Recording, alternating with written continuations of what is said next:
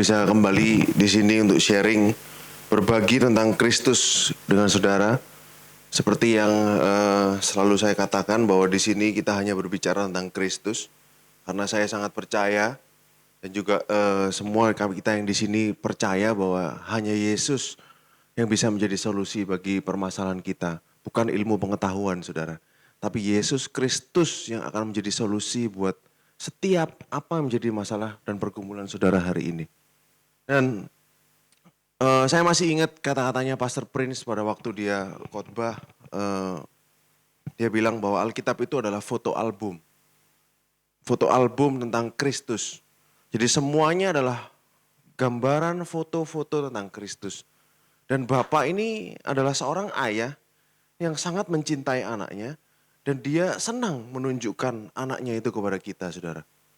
Nah, pada saat kita rindu untuk lihat dia, pada saat kita ingin untuk bertemu dengan dia, dia akan semakin membukakan kepada kita hal-hal yang tersembunyi, saudara. Karena semua dari bagian dari Alkitab adalah tentang Kristus. Nah, oleh karena itu, saudara, di minggu ini ya saya ingin mengajak saudara untuk merenungkan betapa bersyukurnya kita bahwa kita dapat pewahyuan tentang Tuhan sendiri. Kita dapat pewahyuan tentang pribadi Kristus sendiri dalam hidup kita. Dan itu tidak menjadi privilege buat semua orang, saudara. Karena Tuhan menyatakan dirinya kepada siapa dia berkenan menyatakan dirinya, saudara. Dan saya rasa dan saya tahu bahwa Tuhan berkenan menyatakan dirinya kepada jemaat NCC. Bukan hanya kita sebagai suatu unit yang kolektif, saudara. Tapi setiap pribadi, setiap saudara yang ada di sini, saudara bisa hadir di sini, saudara bisa tahu tentang Kristus, berarti Tuhan ingin menyatakan dirinya kepadamu, saudara. Itu berlaku untuk setiap pribadi. Jadi kasih Tuhan itu adalah kasih yang personal. Tidak kebetulan saudara menjadi bagian dari tempat ini, amin. Dan hari minggu ini saudara, saya ingin ajak saudara untuk baca ulang kisah Nuh, saudara. Jadi dari dulu saya nggak pernah cerita tentang kisah Nuh, saudara. Jadi kisah Nuh ini selalu saya hindari. Karena saya merasa banyak yang saya tidak ketahui yang harusnya mungkin belum waktunya saya khotbah ini. Tapi hari ini saya akan cerita tentang kisah Nuh. Mungkin belum semuanya karena banyak sekali cerita ini meskipun cuma 3 pasal, saudara ya. Tapi Nuh adalah cerita yang sangat kaya, sangat kaya. Dan di situ semua penuh dengan gambaran Kristus.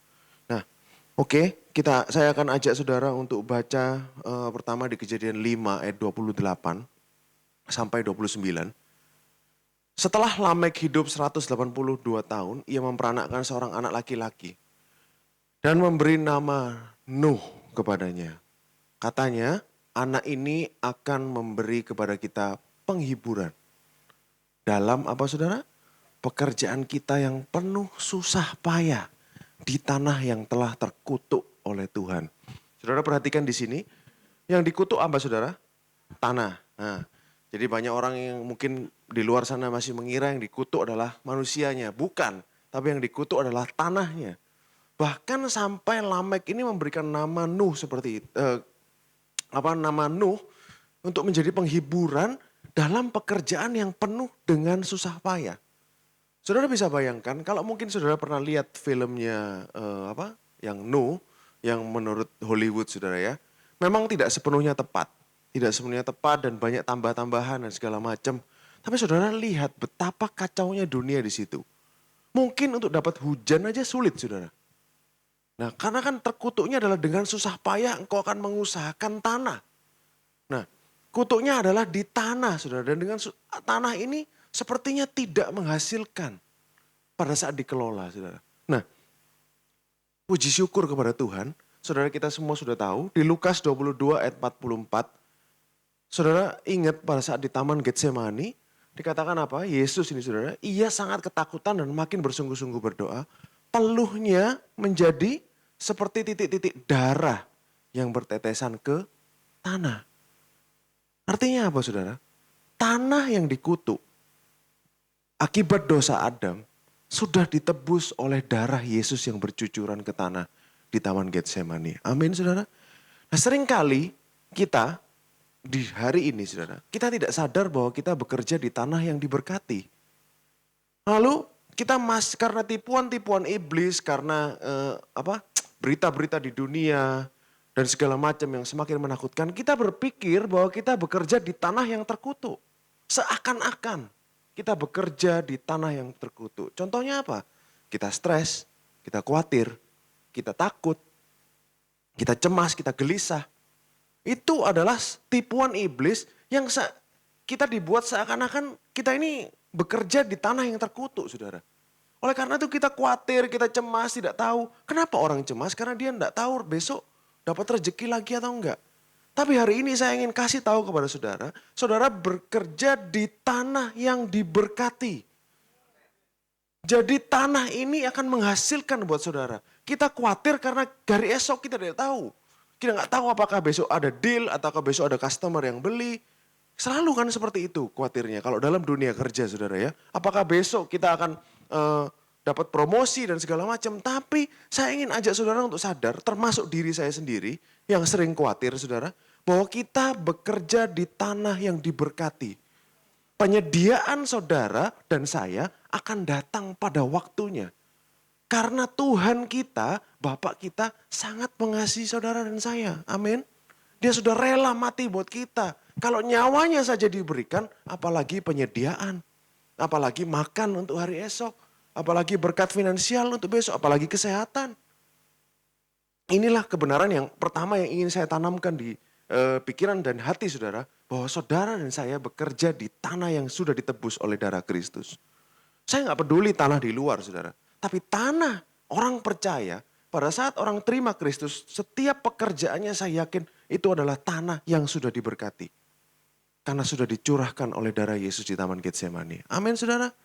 Nah ini mindset yang baru, mindset yang kita harus terapkan dalam diri kita. Supaya nggak dibohongi iblis terus setiap hari. Jadi takut, jadi cemas, hari esok bagaimana, besok bisnis seperti apa, ekonomi seperti apa. No. Dunia memang dikutuk saudara, tapi tanah di mana engkau bekerja itu diberkati. Nah, saya akan lanjut saudara. Sudah pernah dijelaskan oleh Bu Lili bahwa Kejadian 6 diceritakan bahwa anak-anak Elohim yaitu malaikat-malaikat mengawini anak-anak perempuan manusia. Sehingga lahirlah raksasa-raksasa yang disebut Nephilim, the mighty men. Raksasa-raksasa yang ada di zaman pada waktu itu zaman Nuh. Dan ini adalah usaha iblis untuk mencemari benih yang sudah Tuhan nubuatkan di Taman Eden. Bahwa melalui keturunan perempuan ini, iblis akan dikalahkan. Nah dia berusaha mencemari bibit benih dari perempuan ini dengan dia mengawini anak-anak perempuan ini saudara. Sehingga terjadilah pencampuran gen, kawin campur antara iblis, fallen angel dan anak-anak manusia. Akhirnya jadi kacau. Lalu kita baca bersama Kejadian 6 ayat 5-12. Ketika dilihat Tuhan bahwa kejahatan manusia besar di bumi. Dan bahwa segala kecenderungan hatinya selalu membuahkan kejahatan. Jadi dalam hati ini tidak pernah berpikir baik saudara. Selalu berpikirnya berdosa. Ini zaman dulu saudara. Ayat 6. Maka menyesallah Tuhan bahwa ia telah menjadikan manusia di bumi. Hal itu memilukan hatinya. Sedih Tuhan. Berfirmanlah Tuhan, aku akan menghapus manusia yang telah kuciptakan dari muka bumi. Baik manusia maupun hewan, binatang melata dan burung-burung di udara. Sebab aku menyesal bahwa aku telah menjadikan mereka. Ayat 8. Tetapi Nuh mendapat kasih karunia di mata Tuhan. Jadi kata-kata grace pertama kali disebutkan di sini saudara. Jadi ada yang signifikan di sini pasti. Arti nama Nuh adalah rest, istirahat. Nah ayat 9. Dikatakan seperti ini, inilah riwayat Nuh. Nuh adalah seorang yang benar dan tidak bercela. Di antara orang-orang sejamannya dan Nuh itu hidup bergaul dengan Elohim. Nah seringkali di sini orang akan timbul pertanyaan. Pasti saudara, apalagi dengan pikiran yang lama. Nuh orang yang benar dan tidak bercela. Bagaimana Nuh bisa benar dan tidak bercela di hadapan Tuhan? Kalau kita lihat di bahasa aslinya saudara ya. Kata-kata orang benar ini adalah sadik, righteous, artinya righteous. Lalu saudara ingat, kita yang sudah pernah baca cerita Nuh dari awal sampai akhir saudara. Saudara ingat, setelah Nuh turun dari bahtera, air bah selesai, apa yang Nuh lakukan? Mabuk, saudara. Berarti dosa masih ada. Kenapa kok dibilang Nuh orang yang benar? Di awalnya, pasti yang dimaksud di sini bukan kebenaran oleh perbuatan, tetapi kebenaran oleh iman. Mari kita baca, saya akan buktikan sama saudara. Ibrani 11 ayat 7. Ibrani 11 ayat 7. Nuh ada dosa kok saudara. Dikatakan apa? Karena iman, maka Nuh dengan petunjuk Elohim tentang sesuatu yang belum kelihatan. Jadi sesuatu yang belum kelihatan, air bah itu, dengan taat mempersiapkan bahtera untuk menyelamatkan keluarganya. Dan karena iman itu ia menghukum dunia dan ia ditentukan untuk menerima kebenaran. The heir of righteousness sesuai dengan imannya. Jadi sebenarnya artinya dia orang benar ini apa saudara? Simple. Dia percaya apa kata Tuhan. Dia cuma percaya, oke, Tuhan bilang ada air bah, aku siapin. Dia katakan karena itu dia ditentukan untuk menerima kebenaran. The heir of righteousness dalam bahasa Inggrisnya. Nah, lalu ada yang kedua, tidak bercela. Kata-kata tidak bercela ini dalam bahasa Ibraninya tamim. Saya untuk mempersingkat waktu karena cukup panjang saudara. Tamim ini artinya adalah unblemished, tidak bercacat celah. Biasanya digunakan untuk korban Paskah. Jadi domba yang tidak bercacat celah secara fisik. Mayoritas seringkali dipakai kata tamim itu untuk menjelaskan domba yang sempurna. Yang tanpa buta, tidak ada luka, lalu tidak ada timpang atau tidak ada cacat celah atau buta di matanya saudara. Itu dikatakan tamim. Artinya apa saudara? Nuh tidak kawin campur. Dia masih pure manusia. Inilah yang dimaksudkan di sini saudara. Lalu Kejadian 6 ayat 13, saya lanjut. Berfirmanlah Elohim kepada Nuh, aku telah memutuskan untuk mengakhiri hidup segala makhluk, sebab bumi telah penuh dengan kekerasan oleh mereka. Jadi aku akan memusnahkan mereka bersama-sama dengan bumi. Ayat 14, buatlah bagimu sebuah bahtera. Nah ini saudara, dari kayu gofir. Bahtera itu harus kau buat berpetak-petak dan harus kau tutup dengan pakal dari luar dan dalam. Saudara, kata-kata kayu gofir ini tidak ditemukan di mana-mana selain di sini, saudara. Dan sampai hari ini tidak ada pelajar Alkitab yang tahu kayu gofir ini kayu apa, saudara. Nggak ada yang ngerti sampai sekarang. Ada yang nebak itu kayu cedar, ada yang kayu cypress, tapi tidak ada yang tahu persis karena masih banyak perdebatan dan kayu ini sudah nggak ada di dunia. Apakah kayu ini sudah punah bersama-sama dengan air bah? Kita nggak tahu, saudara. Tapi satu hal yang kita tahu, kayu ini adalah kayu yang sangat kuat. Kenapa, saudara? Kenapa saya bisa bilang begitu? Alasan pertama pasti, dia menahan air bah. Hantaman air bah selama setahun, saudara. Di laut. 1 tahun loh, saudara. Nuh itu masuk waktu dia umur 600, dia keluar pada waktu dia umur 601. Setahun, saudara, Nuh di dalam situ. Dan kayu ini sangat kuat, dia bisa tahan gempuran air itu, saudara. Lalu alasan yang kedua, kayu ini tahan lama. Kenapa bisa begitu, saudara?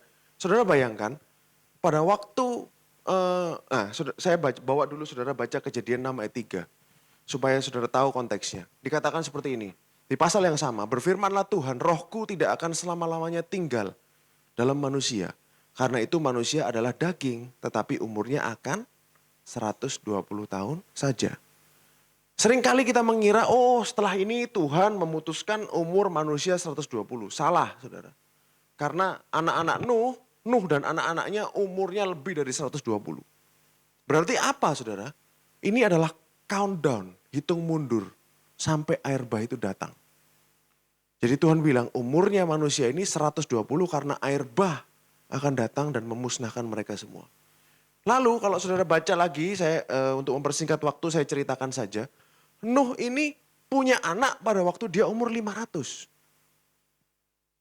Sem, Ham, dan Yafet. Lalu dia masuk umur 600, saudara. Ke dalam bahtera. Berarti ada jeda 100 tahun. Nah Tuhan ngomongnya kapan? Kita nggak tahu, saudara. asumsinya anak-anak Nuh kan sudah beristri pada waktu dia masuk ke Bahtera. Nah, kalau Nuh punya anak umur 500, berarti paling enggak 30 tahun setelah itu, baru anak-anaknya bisa menikah. Oke, saudara? 600 kurang lebih 530 anggaplah. Berarti 70 sampai 80 tahun Nuh itu membangun Bahtera. 70 sampai 80 tahun bisa kurang.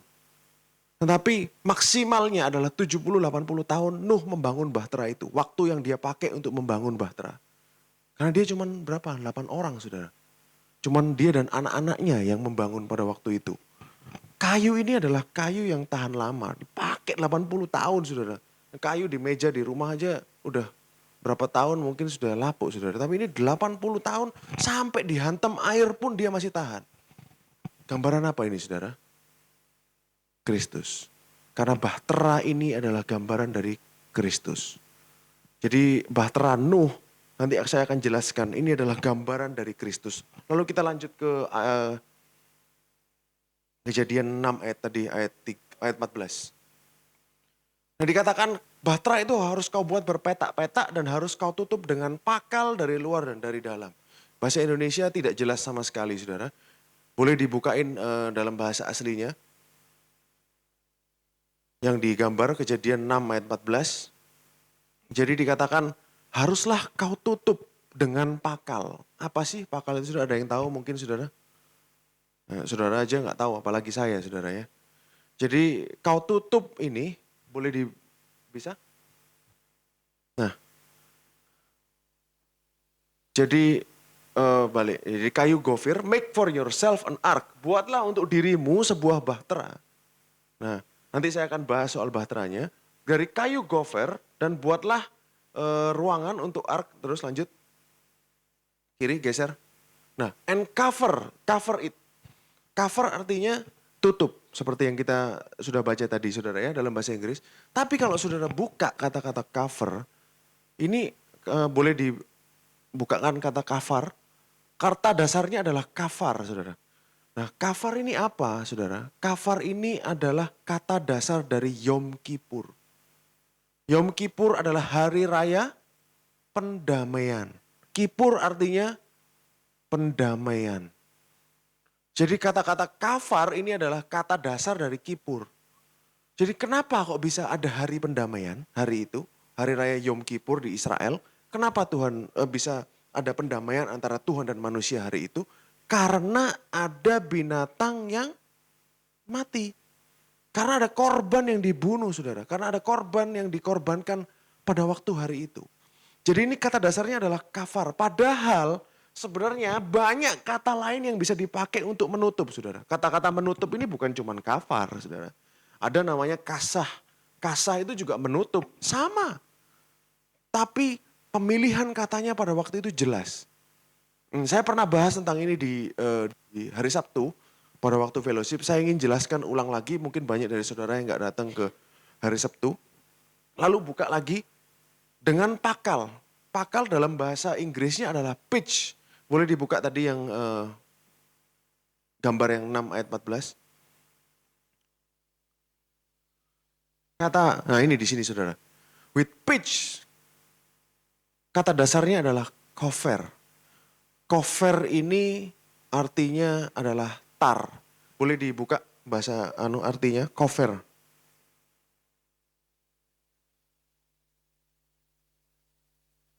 Nah, cover ini saudara bisa lihat sendiri. The price of a life. A ransom.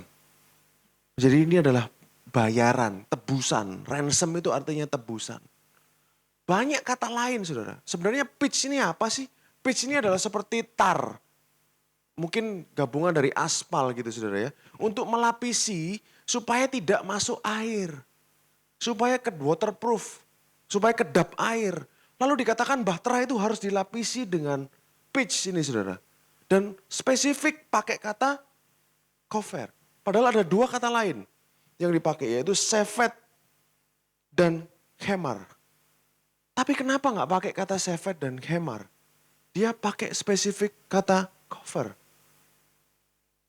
Karena berbicara tentang Kristus, saudara. Ini adalah ransom. bayaran, tebusan apa? Darahnya. Jadi ditutup, jadi ibaratnya gini, bahtera itu dilapisi dengan tar ini, dengan pitch ini luar dan dalam. Ditutup supaya nggak bisa masuk airnya.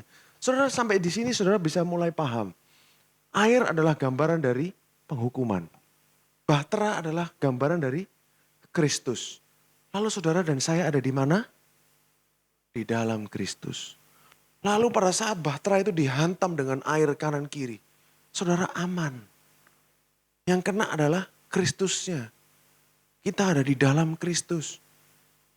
Penghukuman akan dosa sudah dicurahkan, sudah ditanggungkan atas Kristus pada saat dia mati di kayu salib, saudara. Lalu ditutup dengan lapisan sampai jadi sedikit pun air dari air bah, yaitu air penghukuman itu tidak boleh masuk ke dalam bahtera. Sampai di sini saudara bisa memahami ya, betapa amannya posisi saudara dan saya di dalam Kristus. Kita bukan ditentukan untuk penghukuman. Dunia ditentukan untuk penghukuman, tetapi kita yang di dalam Kristus kita aman. Sampai dikasih waterproof sama Tuhan supaya airnya gak bisa masuk. Setetes pun gak boleh masuk saudara. Itulah sempurnanya karya Kristus buat kita. Dikatakan kayu gopher ini adalah kayu yang kuat dan tahan lama.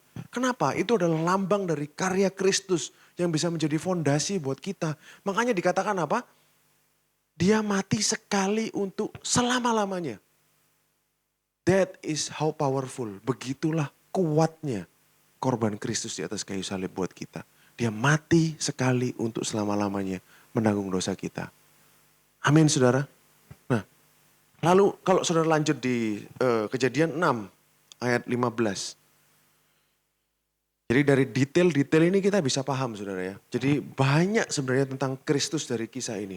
Kejadian 6 ayat 15. Beginilah harus kau membuat bahtera itu 300 hasta panjangnya. Nanti kita akan bahas ini. 50 hasta lebarnya, 30 hasta tingginya. Ayat 16. Buatlah atap pada bahtera itu dan selesaikan bahtera itu sampai sehasta dari atas. Pasanglah pintu pada lambungnya. Buatlah bahtera itu bertingkat bawah, tengah, dan atas. Boleh dibuka versi bahasa Inggrisnya. Ada kayaknya yang bahasa aslinya ya. Kejadian 6 ayat 16. Ini dikatakan buatlah atap saudara. Lucu sekali. Benar bahasa Indonesianya kacau nih. Sebenarnya bahasa aslinya a window. Sebuah jendela kamu harus buat. Di mana? Kiri. Above. Di atas. Haruslah kau buat jendela di atas. Buat apa Tuhan fungsinya jendela di atas? Jendela kita normal, jendela mobil sebelah kanan kiri saudara ya. Untuk lihat kanan kiri. Untuk lihat kanan kiri. Tapi ini jendelanya di atas. Artinya apa? Saudara hanya lihat kepada Kristus. Ya sunroof mungkin betul Pak. Saudara lihat hanya kepada Kristus. Kemauan Tuhan. Intentionnya Tuhan. Hati Tuhan adalah supaya saudara gak lihat penghukuman kepada dunia. Supaya saudara gak lihat apa kekacauan yang terjadi di dunia ini saudara. Saudara hanya arahkan pandangan matamu kepada Kristus. Kepada Yesus Kristus saja. Itulah arah postur orang percaya hari ini. Lihat ke atas. Bukan lihat kanan kiri saudara. Lihat kanan kiri pasti kita akan goyah. Kita pasti akan lemah. Tuhan tahu. Makanya dia gak ciptakan jendela di kanan kiri. Dia taruh jendelanya di atas. Di dalam situ, dalam bahtera. Gak lihat apa yang terjadi di luar. Itu kisah yang sangat mengerikan saudara.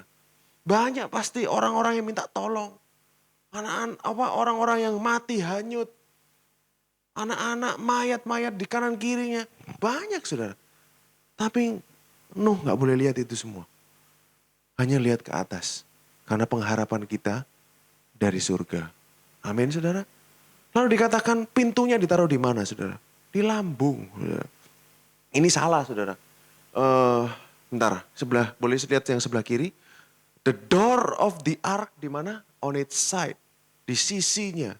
Sama seperti Kristus. Pada saat di kayu salib. Apa yang ditikam saudara? Apa yang terbuka? Lambung. Kita sudah, NCC people sudah pada tahu. Itu bukan lambung yang ditusuk. Tapi jantungnya Yesus yang ditusuk. Makanya disebut sisi. Kita kan tidak jelas yang mana saudara. Gak ada yang ngomong itu lambung saudara. Nah, dikatakan juga the door on its side. Jadi yang boleh terbuka ini hanyalah sisinya. Melambangkan jantungnya Yesus yang ditikam di atas kayu salib. Amin, saudara. Sampai di sini saudara lihat, karya Tuhan itu begitu sempurna. Dia benar-benar memikirkan dari awal salvation plan. Kristus itu fotonya ini loh saudara. Saudara lihat fotonya Kristus di sini. Fotonya Kristus dari Bahtera. Fotonya Kristus dari Nuh. Saudara lihat semuanya. Ini adalah intentionnya Tuhan. Oleh karena itu saya akan selalu khotbah center kepada Kristus. Karena apa? Karena memang tujuannya Alkitab adalah menunjukkan Kristus, bukan yang lain, saudara. Nggak ada yang lain, saudara, selain Kristus saja. Nah, lalu, saudara, kita bisa lihat juga di Kejadian 7 ayat 16. Dikatakan, dan yang masuk adalah jantan betina dari segala yang hidup. Jadi, dari semua binatang yang kosher, dibawalah 7 pasang. Semua binatang yang kosher 7 pasang. Dari binatang yang tidak kosher, dibawalah 2. Setiap jenis masuk ke dalam bahtera. Lalu dikatakan apa saudara? Tuhan menutup pintu di belakang Nuh. Jadi yang nutup pintunya adalah Tuhan sendiri. Kalau Tuhan sudah nutup, gak ada yang bisa buka saudara. Makanya Tuhan Yesus katakan apa? Yohanes 10 ayat 28 sampai 29. Dan aku memberikan hidup yang kekal kepada mereka. Dan mereka pasti tidak akan binasa sampai selama-lamanya. Dan seorang pun tidak akan merebut mereka dari tanganku. Ayat 29. Bapakku yang memberikan mereka kepadaku lebih besar daripada siapapun. Dan seorang pun tidak dapat merebut mereka dari tangan Bapa. Begitulah amannya kita. Makanya kita benar-benar aman di dalam Kristus. Pintunya aja Tuhan yang nutup kok saudara. Kalau Tuhan yang nutup gak ada yang bisa buka. Tuhan sangat detail. Jadi setiap detail dalam cerita ini menggambarkan tentang Kristus. Nah ini belum selesai saudara. Masih banyak. Kejadian 7 ayat 1 sampai 6. Kita baca bersama. Ini sebelum Nuh masuk saudara ya. Berfirmanlah Tuhan kepada Nuh. Masuklah engkau ke dalam bahtera. Engkau dan seisi rumahmu, sebab engkaulah yang kulihat benar di hadapanku di antara orang-orang zaman ini. Ayat 2, dari segala binatang yang tidak haram, haruslah kau ambil 7 pasang. Jadi yang kosher, saudara, jantan dan betina. Tetapi dari binatang yang haram, 1 pasang jantan dan betina. Ayat 3, juga dari burung-burung di udara 7 pasang, jantan dan betina. Burung semua boleh, saudara. Supaya terpelihara hidup keturunannya di seluruh bumi. Ayat 4, sebab 7 hari lagi aku akan menurunkan hujan ke atas bumi 40 hari, 40 malam lamanya. Aku akan menghapuskan dari muka bumi segala yang ada yang kujadikan itu. Ayat 5, lalu Nuh melakukan segala yang diperintahkan Tuhan kepadanya. 6, Nuh berumur 600 tahun ketika air bah datang meliputi bumi. Ayat 7. Ayat 7. Masuklah Nuh ke dalam bahtera itu bersama-sama dengan anak-anaknya dan istrinya dan istri anak-anaknya karena air bah itu. Sampai di sini saudara, saya ingin ajak saudara lihat Kejadian 6 ayat 15 tadi. Kejadian 6 ayat 15 yang tadi saya sempat bahas. Ukurannya berapa saudara? 300 hasta panjangnya, 50 hasta lebarnya, 30 hasta tingginya. Kalau diterjemahkan ke dalam meter, saudara ya. Ke dalam meter, kita kan orang Indonesia pahamnya meter. Kalau orang bule pahamnya feet, berapa kaki. Ini panjangnya 137 meter. Lalu lebarnya 23 meter. Tingginya 14 meter. Kalau kita bandingkan dengan kapal pesiar zaman sekarang, saudara. Kalah, saudara. Kapal pesiar zaman sekarang jauh lebih besar. 2 kalinya. Saudara. Ini kapal sebenarnya tidak terlalu besar. Tapi bagaimana dia bisa memuat seluruh binatang yang Tuhan suruh.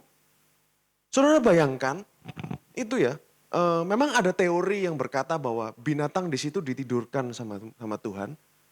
Dihibernasikan semua selama 1 tahun di sana, sehingga mereka tidak bertengkar. Oke, tapi itu juga sudah mujizat. Bagaimana Tuhan bisa bikin semua tidur, saudara? Kalau memang itu benar. Ini nggak ada yang tahu pasti, saudara ya. Tidak ada yang tahu pasti. Tapi saudara bayangkan di seluruh dunia, semua jenis binatang, kecuali ikan, saudara, kecuali yang di air, dimasukkan di situ segitu banyak. Bagaimana bisa cukup, saudara? Bagaimana bisa cukup? Orang Yahudi tahu ini ada mujizat yang terjadi dalam kapal itu. Kok bisa segitu banyak bisa muat? Mereka bisa datang aja ke Bahtera, bisa ikut masuk aja mujizat kok. Nggak mungkin Nuh suruh ngejar satu-satu kan saudara. Pasti Tuhan yang kirim. Pasti Tuhan yang kirim semua. Itu sudah mujizat. Bagaimana mereka bisa muat di situ udah mujizat. Yang ketiga, di dalam situ makan apa saudara? Tuhan nggak bilang bahwa Nuh akan ada di situ setahun. Nggak ngomong saudara. Tuhan nggak bilang sama Nuh kalau dia bakal setahun. Kalau Tuhan bilang, Nuh pasti akan ngitung. Wah ini berapa banyak makanan, berapa banyak rumput harus disediakan. Berapa banyak daging harus disediakan. Tuhan nggak ngomong saudara. Pasti ada mujizat penyediaan di dalam situ. Bagaimana dia bisa kasih makan semua binatang itu saudara. Dan yang keempat, itu ada karnivora, ada herbivora. Campur jadi satu. Bagaimana mereka nggak saling makan saudara? Bagaimana bisa? Mereka bisa akrab, rukun, bersama dalam satu kapal. Nggak mungkin saudara. Pasti ada mujizat. Kenapa? Kenapa saudara? Karena ini adalah tipologi kerajaan 1000 tahun. Kita baca di Yesaya 11 ayat 6-9. Serigala akan tinggal bersama dengan domba. Dan macan tutul akan berbaring di samping kambing. Anak lembu dan anak singa akan makan rumput bersama-sama. Anak lembu, anak singa makan rumput saudara. Dan seorang anak kecil akan menggiringnya. Bayangkan seorang anak kecil menggiring anak singa, anak lembu. Ayat 7. Lembu dan beruang akan sama-sama makan rumput. Anaknya akan sama-sama berbaring. Sedang singa akan makan jerami seperti lembu. Saudara bayangkan singa yang biasa makan daging jadi makan jerami saudara ya. Ini Yesaya ini nggak guyonan saudara ya. Ayat 8. Anak yang menyusu akan bermain dekat liang ular tedung. Saudara bayangkan lagi. Anak yang cerai susu akan mengulurkan tangannya ke sarang ular beludak. Ayat 9. Tidak ada yang akan berbuat jahat atau yang berlaku busuk di seluruh gunungku yang kudus. Sebab seluruh bumi penuh dengan apa saudara? Pengenalan akan Yahweh. Seperti air laut yang menutupi dasarnya. Amin saudara. Ini adalah gambaran nanti. Millennial kingdom yang akan terjadi nanti. Karena memang semua yang terjadi di Alkitab ini adalah tipologi saudara. Tipologi yang akan datang. Jadi bukan tanpa maksud. Kalau saudara perhatikan nanti, saya nggak ada di sini saudara karena terlalu panjang. Saudara perhatikan di Kejadian pasal 8, saudara akan tahu bahwa Nuh dulu vegetarian. Nuh tidak makan daging. Setelah dia keluar dari Bahtera, baru Tuhan bilang, silahkan makan daging, tapi jangan ada darah. Berarti sebelum masuk, Nuh nggak makan daging saudara. Ada di Kejadian 8, saudara bisa cari, saya nggak masukkan karena mungkin kurang penting saudara ya. Lalu di Kejadian 8 ayat 11. Saudara ingat pada saat itu, ini ada satu yang saya belum masukin tapi saya ingin ceritakan. Jadi ada permainan kata-kata dalam Alkitab. Jadi pada waktu itu dikatakan Bahtera ini terdampar di gunung Ararat. Tapi dalam bahasa Inggrisnya rested on the mount of Ararat. Ini permainan kata-kata dengan Nuh. Nuh artinya rest. Lalu Bahtera itu juga akan rest nantinya. Setelah penghakuman itu selesai. Lalu waktu itu Nuh kirim burung merpati. Di burung merpatinya keluar. Lalu kembali lagi saudara ya. Dikatakan dia di paruhnya membawa apa saudara? Sehelai daun zaitun. Apa maksudnya? Ada maksudnya saudara. Daun zaitun adalah lambang dari peace. Perdamaian. Artinya apa? Penghukuman sudah selesai. Akhirnya ada damai antara Tuhan dan manusia. Makanya kalau saudara perhatikan satu-satu, ini semua adalah gambaran-gambaran yang Tuhan taruh dalam cerita ini. Makanya saya bilang cerita ini adalah cerita yang sangat kaya. Saya nggak pede untuk ceritakan saudara, karena terlalu banyak. Masih banyak lagi yang belum digali dari sini saudara. Dikatakan ini adalah peace, karena penghukuman sudah selesai. Jadi ada damai antara Tuhan dan manusia. Kejadian 8 ayat 11. Lalu Tuhan dikatakan bahwa dia berjanji saudara, bahwa dia tidak akan menghukum lagi dunia ini dengan air bah. Kita semua tahu, karena kita sudah baca kitab nabi-nabi dan kitab wahyu, bahwa nanti di akhir zaman Tuhan akan menghukum bukan dengan air, tetapi dengan api. Nah, Tuhan nanti akan menghukumnya dengan api dunia ini. Lalu di sini yang menarik adalah pelangi itu saudara, rainbow, busur. Kalau dalam bahasa aslinya busur, panah. Tapi dikatakan kalau dia marah, dia akan teringat kepada itu. Kepada pelangi ini saudara. Tapi pelangi ini adalah sebuah busur yang menghadap ke atas, bukan ke bawah. Jadi penghukuman itu sudah diarahkan kepada Tuhan kita Yesus Kristus sendiri, bukan ke bumi. Pastor Jos pernah sharing soal ini saudara, bahwa rainbow itu adalah sebuah panah yang ditarik ke atas, bukan ke bawah. Artinya apa? Semua penghukumannya diarahkan kepada Tuhan. Jadi begitu indah cerita ini saudara. Begitu banyak yang bisa kita dapatkan dari sini. Nah, satu lagi saudara, air bah yang barusan kita baca, air bah yang begitu mengerikan. Sebenarnya apa sih yang sedang Tuhan lakukan? Kenapa dia menghukum dengan air bah? Karena ini adalah peristiwa dekreasi. Decreation. Dia menarik mundur, mengembalikan dunia seperti asalnya. Kapan asalnya? Kejadian 1 ayat 1 sampai 2. Saudara bisa baca Kejadian 1 ayat 1 sampai 2. Pada mulanya Elohim menciptakan langit dan bumi. Bumi belum berbentuk dan kosong. Gelap gulita menutupi samudra raya. Dan roh Elohim melayang-layang di atas permukaan air. Jadi sebelum dunia diciptakan, semuanya itu air saudara. Semuanya dipenuhi dengan air. Begitu juga pada saat air bah, Tuhan turunkan air dari atas dan dari bawah itu. Semuanya dia mengembalikan kepada sebelum penciptaan ini. Jadi kan bumi tertutup air. Sama seperti Kejadian 1 ayat 1 sampai 2. Bumi tertutup dengan air. Lalu saudara, buktinya apa? Yang lanjutnya, dikatakan kalau saudara baca Kejadian 9 ayat 1 sampai 2. Ini Nuh sudah selesai, dikatakan apa? Lalu Elohim memberkati Nuh dan anak-anaknya serta berfirman kepada mereka, beranak cuculah dan bertambah banyaklah serta penuhilah bumi. Ayat 2, akan takut dan gentar kepadamu segala binatang di bumi, segala burung di udara, segala yang bergerak di muka bumi dan segala ikan di laut, ke dalam tanganmu semuanya itu diserahkan. Ini berkatnya siapa saudara? Adam saudara. Beranak cuculah dan penuhilah bumi adalah berkat yang Tuhan berikan kepada Adam di Taman Eden pada waktu itu. Lalu dia berikan juga kepada Nuh. Karena Nuh adalah tipologi dari ciptaan yang baru. Tetapi Tuhan tahu, Nuh bukan ciptaan baru seperti kita. Dalam hatinya belum disucikan dari dosa. Masih ada dosa dalam dia. Karena Kristus belum mati buat dia saudara. Tapi buat saudara dan saya, Paulus katakan kita adalah ciptaan yang baru. Karena sampai hati nurani kita sudah dibersihkan dari dosa oleh Tuhan. Mari kita baca Ibrani 9 ayat 14. Betapa lebihnya darah Kristus yang oleh roh yang kekal telah mempersembahkan dirinya sendiri kepada Elohim sebagai persembahan yang tak bercacat.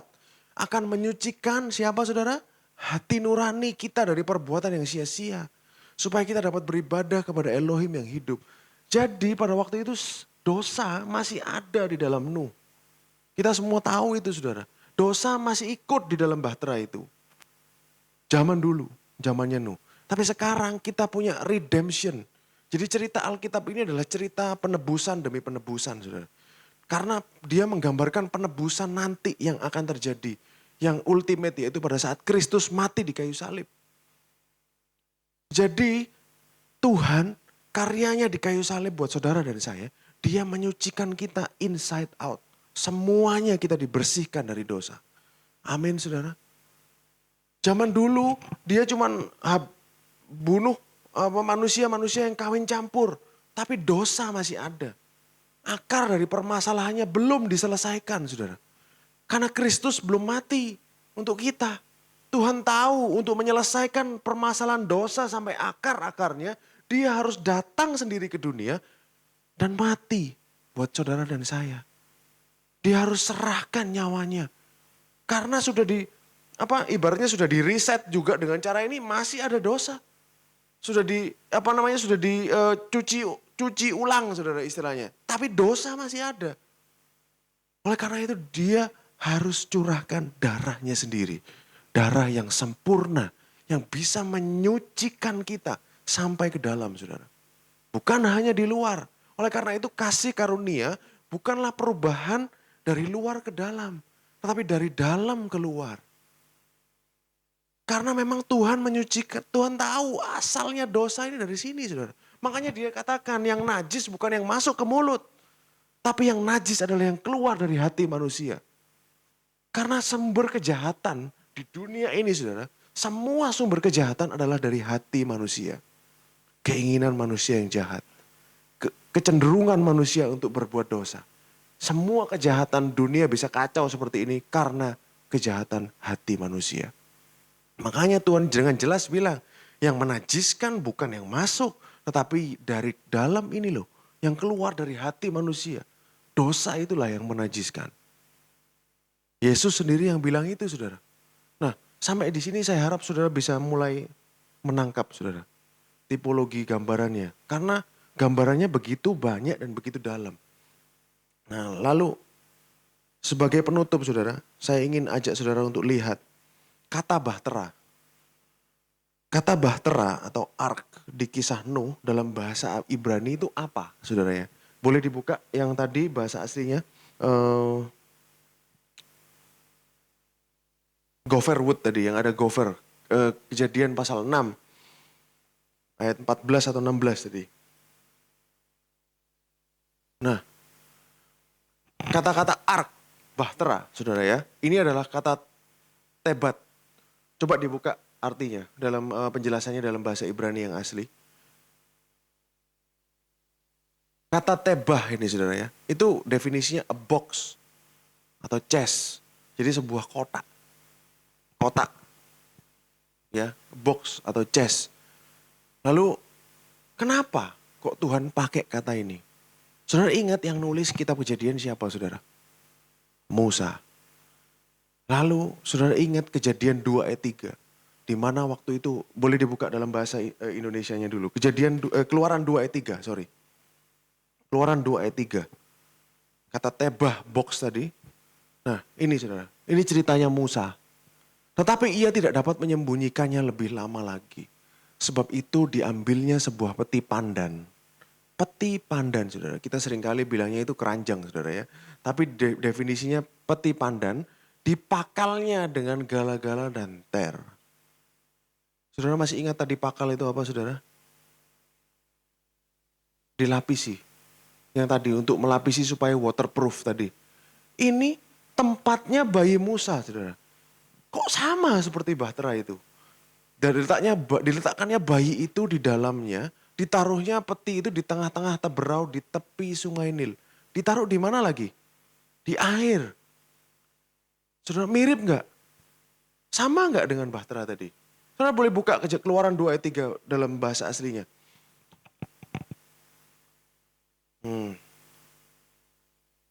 Sama nggak saudara? Ark. Ini Keluaran kisah di mana Musa pada waktu itu bayinya ditaruh di peti tadi, peti pandan. Bahasa Indonesia terjemahan peti pandan, bahasa Inggris terjemahannya ark. Bahasa aslinya tebah. Sama. Same. Artinya apa? Box. Saudara boleh di zoom out? Boleh di zoom out sebentar? Zoom out lagi. Ark of bulrushes and daubed it with asphalt and pitch. Saudara, tadi kita bahas pitch, yang tar tadi, kata-kata apa yang dipakai? Sefet, bukan cover. Kata-kata yang dipakai adalah sefet. Jadi khusus Tuhan pakai kata cover tadi untuk Bahtera Nuh, karena menggambarkan tentang Kristus. Jadi, saudara, kalau saudara lihat dari sini, mungkin boleh dibukain gambarnya ark, tadi arknya Musa, yang gambar kayak keranjang itu. Kurang lebih mungkin seperti ini, saudara. Ini rendering dari arkeologi, Armstrong arkeologi, saudara ya. Mungkin seperti ini, boxnya, tempatnya Musa. Kan harus kedap air, jadi ditutup, dilapisi. Gak mungkin kan nanti tenggelam kalau air masuk, saudara. Lalu Musa dihanyutkan di sungai Nil. Ada kemiripan gak, saudara? Saudara bisa mulai melihat bagaimana Musa mengaitkan dirinya dengan Nuh. Jadi Musa yang menulis kitab Kejadian dan Keluaran, dia mengaitkan dirinya dengan Nuh. Bagaimana Nuh di Bahtera, di tengah-tengah air, begitu juga dia dalam kota ini, peti ini, dia di airnya sungai Nil. Dihanyutkan di sungai Nil. Jadi dia membuat paralel, saudara. Dan ini tidak kebetulan, dan Musa emang sengaja supaya menunjukkan kepada saudara dan saya bahwa Alkitab ini adalah cerita redemption, tentang penebusan. Kalau saudara baca Kejadian 8 ayat 1, Kejadian 8 ayat 1 boleh dibuka. Jadi ini ada sesuatu yang intentional yang Musa lakukan. Dikatakan seperti ini, maka Elohim mengingat Nuh dan segala binatang liar dan segala ternak yang bersama dengan dia dalam bahtera itu. Dan Elohim membuat angin menghembus melalui bumi sehingga air itu turun. Jadi Tuhan tiupkan angin sehingga air itu turun, saudara. Pernah terjadi nggak di zaman Musa? Pernah, saudara. Saya buktikan buat saudara. Saya tunjukkan. Keluaran 14 ayat 21. Dikatakan lalu Musa mengulurkan tangannya ke atas laut. Dan semalam-malaman itu Tuhan menguakkan air laut dengan perantaraan apa, saudara? Angin timur yang keras. Membuat laut itu menjadi tanah kering, maka terbelahlah air itu. Kalau dalam bahasa Inggrisnya jadi tembok sebelah kanan dan kiri mereka. Jadi apa yang Musa berusaha tunjukkan kepada kita, saudara, adalah bahwa dia membuat paralel antara dirinya dan Nuh. Jadi dia tarik mundur, dia mirip. Kalau saudara, saya tadi berpikir, saudara, bagaimana? Apa hubungannya dengan Kristus, saudara? Kalau saudara ingat, Yesus lahir di mana, saudara? Dia ditaruh di palungan. Di sebuah peti. Seperti peti, seperti box, kotak. Tapi dari batu, bukan dari kayu, saudara. Sama, jadi memang paralelnya antara Musa dan Yesus ini adalah klop, saudara. Karena emang Musa ini adalah gambaran Kristus yang membebaskan Israel dari perbudakan Mesir. Tetapi Yesus Kristus membebaskan kita dari perbudakan dosa. Yesus juga lahir di ditaruh di palungan bayinya. Musa juga ditaruh, saudara. Nah, sampai di sini, saudara. Yang terakhir, 1 Petrus 3 ayat 20 sampai 21. Dikatakan seperti ini, saudara.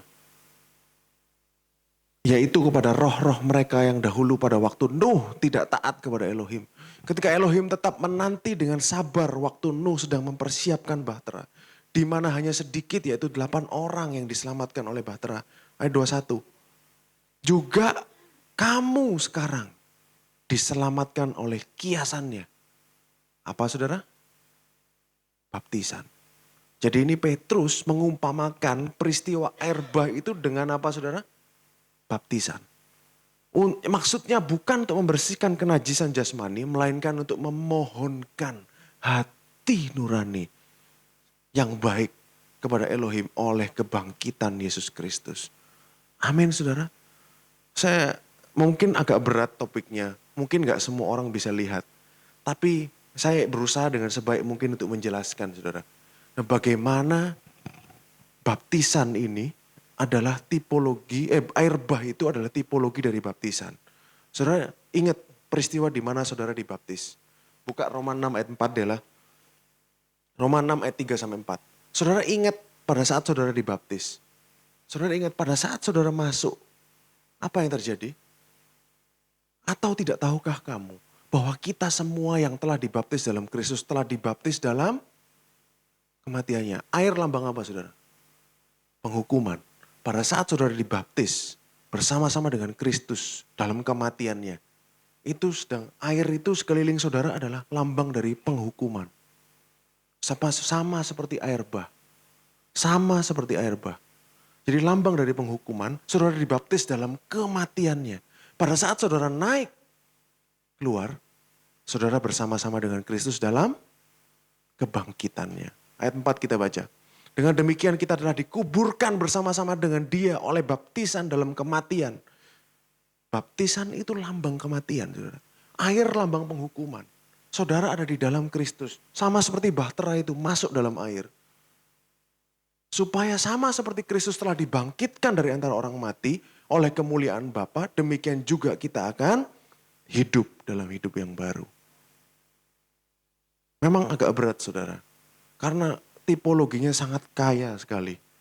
Jadi saya juga baru tahu bahwa air bah ini digambarkan dengan baptisan. Saya juga baru dapat saudara. Saya juga bingung bagaimana dulu. Saya ingat pada waktu kita dibaptis masuk dalam air. Berarti air yang mengelilingi saya itu adalah penghukuman. Kita masuk bersama-sama dengan Kristus, kita mati. Karena dosa kita sudah dibawa Dia. Ditanggung Dia, kita mati masuk bersama-sama dengan Dia. Lalu kita dibangkitkan juga bersama-sama dengan Dia. Pada saat kita keluar dari air itu. Amin saudara. Saya harap saudara bisa mendapat gambarannya. Saudara bisa mengerti bahwa sebenarnya dalam Alkitab ini benar-benar semuanya adalah tentang Dia. Semuanya adalah tentang Kristus. Jadi saya nggak kepikir saudara bahwa sampai segini. Ini Rasul yang ngomong, Petrus yang sendiri ngomong bahwa air bah adalah lambang dari baptisan. Nggak tahu saudara, nggak nangkep sampai sana pikiran saya saudara. Tapi ada buktinya, Rasul juga ngomong gitu saudara. Jadi apa yang terjadi pada Nuh? Alkitab ini adalah cerita tentang penyelamatan. Nuh diselamatkan. Lalu bangsa Israel diselamatkan dari perbudakan di Mesir. Lalu pada saat ada raja-raja, ada hakim-hakim, Simson menyelamatkan bangsa Israel. Ada siapa itu? Yabes atau siapapun. Gideon dan segala macam. Lalu Daud menyelamatkan Israel. Jadi semua Alkitab ini adalah story of salvation. Cerita keselamatan. Bagaimana Tuhan menyelamatkan umatnya. Jadi saudara ingat cerita-cerita Alkitab semua dari awal sampai akhir. Saudara, semuanya adalah tentang penyelamatan. Karena apa? Itu adalah gambaran tentang Kristus. Yang nanti akan menyelamatkan kita semua dari kutuk dosa. Kita sudah bukan orang berdosa lagi saudara. Saudara dan saya adalah orang-orang benar. Karena iman kita. Karena kita percaya kepada Dia. Maka kita dibenarkan oleh karena iman. Jadi tidak ada yang kebetulan. Kalau saudara buka layer demi layer saudara ya. Alkitab ini tidak akan selesai membahasnya saudara. Sampai nanti saya mati pun saya gak akan pernah bisa tahu semuanya. Karena Alkitab adalah firman yang hidup. Dia hidup saudara. Dan saudara semakin saudara cari, semakin saudara gali, saudara akan semakin temukan sesuatu yang baru. Karena apa? Sama seperti waktu itu Pastor Prince cerita. Kalau Anda seorang ayah, Anda tunjukkan foto-foto anak saudara kepada orang, lalu orangnya gak interest, saudara kan tutup HP-nya. Tapi kalau orang itu tertarik, oh iya anakmu sekolah mana, siapa, teman-temannya sama siapa, dia akan buka terus. Dia akan nyatakan terus. Itulah rahasianya saudara. Apa yang menjadi misteri yang disembunyikan berabad-abad yang katanya Paulus. Itu adalah tentang salvation plan. Rencana keselamatan. Tidak ada yang lebih penting dari rencana keselamatan. Karena mungkin kita terlalu terfokus pada kehidupan kita yang fana. Sehingga kita ini tidak tahu apa artinya kekekalan. Kita nggak tahu, kita fokus pada dunia kita sehari-hari. Makanya orang di luar sana banyak ngomong, kok setiap hari bicara tentang salib. Kalau sudah salib ya sudah. Pokoknya aku ngerti Tuhan itu sudah selamatkan aku dari dosa. That's it. Bagi saya itu penistaan, saudara. Itu penghinaan karena mereka tidak ngerti apa arti salib. Karena mereka tidak tahu Tuhan harus korbankan dirinya untuk supaya saudara dan saya masuk surga. Kayu salib adalah karyanya yang terbesar. Mereka tidak ngerti di luar sana, makanya mereka bilang, salib apa sih? No, di gereja ini kita akan beritakan terus soal salib karena salib adalah masterpiece-nya Tuhan. Karya terbesarnya dia. Kalau seniman dia punya masterpiece, karya yang paling besar dalam hidupnya. Ya itulah salib, saudara. Tidak ada yang lain. Tidak ada yang lain, saudara. Karena kita terlalu fokus dengan kehidupan kita yang di dunia ini. Makanya bilang seperti itu. Karena kita nggak tahu seberapa indahnya kekekalan nanti bersama-sama dengan dia. Kekekalan itu waktu yang lama loh, saudara. Dibandingkan dengan 60, 70, 80 tahun kita di bumi. Ini kecil. Dibandingkan kekekalan yang lama. Dan dia sudah bayar harganya. Memang kelihatannya keselamatan itu free, saudara. Gratis, betul, yes. Tapi tidak murah. Bukan berarti barang yang gratis itu murah, saudara. Dia harus menderita sampai ditelanjangi, saudara. Sampai diludahi demi supaya saudara dan saya bisa masuk ke surga. Bersama-sama dengan dia. Amin. Saya ingin menekankan supaya salib ini selalu jadi yang terutama dalam diri kita. Kenapa saya kok selalu kaitkan khotbah dengan Kristus? Kenapa kok saya selalu cari Kristusnya? Karena saya tahu yang memberkati jemaat adalah Kristus, bukan yang lain. Pada saat kita temukan Kristusnya, kita munculkan Kristusnya, kita akan semakin dikuatkan. Saudara pulang dari pintu ini, selalu saya katakan, saudara harus lebih sadar tentang Kristus. Bukan lebih sadar tentang diri kita sendiri. Bukan lebih sadar tentang dunia. No, lebih sadar tentang Kristus. Bahwa kita ada di dalam dia. Posisi saudara aman dalam bahtera. Meskipun dunia semakin tidak menentu, dunia semakin kacau. Tapi posisi saudara dan saya aman. Apapun yang terjadi, kita menang. Saudara. Karena di dalam dia, kita lebih dari pemenang. More than a conqueror. Makanya namanya Yesua. Yahweh saves. Yahweh yang menyelamatkan. Tuhan yang menyelamatkan. Makanya topik dari Alkitab adalah tentang keselamatan. Makanya Yesus dinamai Yahweh save. Yehosua itu bukan suatu kebetulan. Kalau Tuhan boleh pilih nama di dunia ini, dia pilih semuanya dong. Dia bisa pilih semua nama. Tapi kenapa dia mau dikenal dengan satu nama, yaitu Tuhan menyelamatkan. Karena memang misinya dia adalah menyelamatkan. Mari kita berdoa, saudara. Terima kasih Tuhan atas firman-Mu, terima kasih atas revelation tentang Kristus yang sudah Engkau berikan kepada kami, Tuhan. Kami tahu betapa berharganya Engkau, betapa indahnya Engkau, Tuhan. Apabila kami bisa melihat dari Alkitab, dari setiap ayat yang kami baca, kami bisa melihat Kristus. Di situ kami dikuatkan, Tuhan. Disitulah kekuatan kami. Bahwa rencana keselamatanmu sudah Engkau pikirkan dan Engkau sembunyikan, Engkau taruh di sini. Dalam Alkitab ini, saudara. Karena inilah isi hatimu. Karena inilah yang Engkau inginkan dan Engkau selalu pikirkan, Tuhan. Terima kasih atas cintamu yang begitu besar buat kami, Tuhan. Semakin hari kami semakin sadar bahwa besar kasih-Mu buat kami semua. Tidak ada yang lebih besar daripada kasih-Mu kepada kami. Tidak ada kekuatan yang lebih besar di dunia ini selain dari kekuatan kasih Tuhan buat kami. Dan kasih inilah yang mengubahkan kami, Tuhan. Kami masih hidup di dunia yang penuh dengan kekacauan. Tetapi kami mengarahkan mata kami kepadamu. Sama seperti Nuh. Hanya ada window di atap untuk melihat ke atas. Demikian pula juga kami. Arahkan pandangan kami selalu kepada Engkau, Tuhan. Karena seperti Paulus, Tuhan, kami tidak mau tahu yang lain selain Kristus yang disalibkan. Terima kasih Tuhan, saya selesai berbicara. Berbicaralah terus Roh Kudus, terjemahkan. Saya terbatas Tuhan dalam kemampuan untuk menjelaskan gambaran-gambaran tentang Engkau. Tapi Engkau tidak terbatas. Berbicara dalam setiap hati anak-Mu Tuhan. Kau berkati mereka. Berikan revelation yang lebih dalam setiap hari. Tentang betapa Engkau mengasihi mereka. Karena itulah yang perlu kami tahu Tuhan dalam dunia ini. Tidak ada yang lain yang perlu kami ketahui. Terima kasih Yesus. Di dalam nama Tuhan Yesus Kristus. Haleluya. Amin.